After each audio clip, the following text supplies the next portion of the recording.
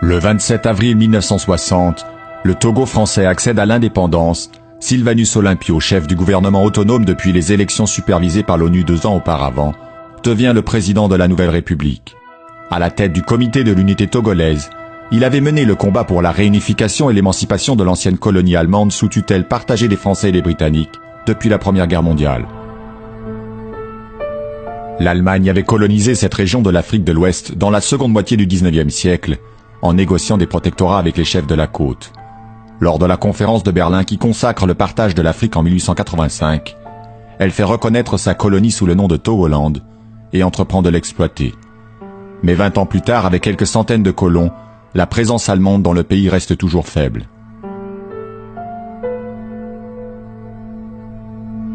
Lorsqu'éclate la Première Guerre mondiale, le Togoland est rapidement envahi par les Britanniques depuis la Côte d'Or à l'ouest et par les Français depuis le Dahomey à l'est.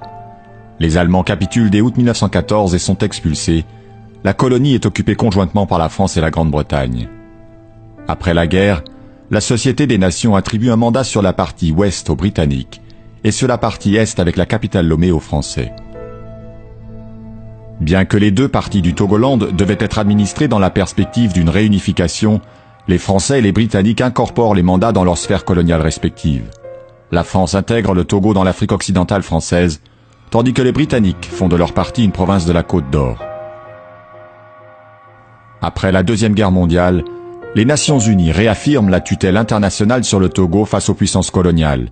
Le Togo français est détaché de l'AOF et obtient sa propre représentation au Parlement français, sous la pression du groupe ethnique des Ewe et du comité de l'unité togolaise.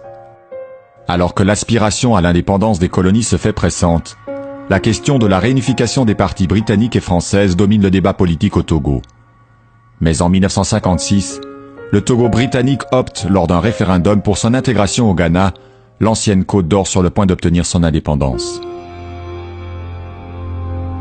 Pendant ce temps, au Togo français élevé au rang de république autonome en dépit des objections de l'ONU, l'administration coloniale s'efforce encore de promouvoir les candidats en faveur d'une politique d'intégration dans l'Union française.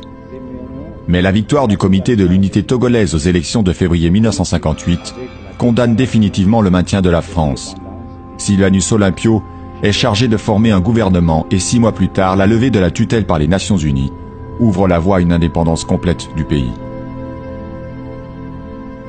La présidence de Sylvanus Olympio sera de courte durée. En janvier 1963, moins de 3 ans après l'indépendance, alors que le chef de l'État refuse l'intégration dans l'armée des anciens militaires engagés volontaires des campagnes d'Algérie et du Vietnam, et s'apprête à abandonner le franc CFA, il est assassiné lors d'un coup d'État mené par Étienne Eyadema et les demi-soldes. L'ancien Premier ministre Nicolas Grunitzky, favorable au rapprochement avec la France, lui succède, mais 4 ans plus tard, il est à son tour déposé par Eyadema, qui s'installe au pouvoir et impose sa dictature pour 4 décennies.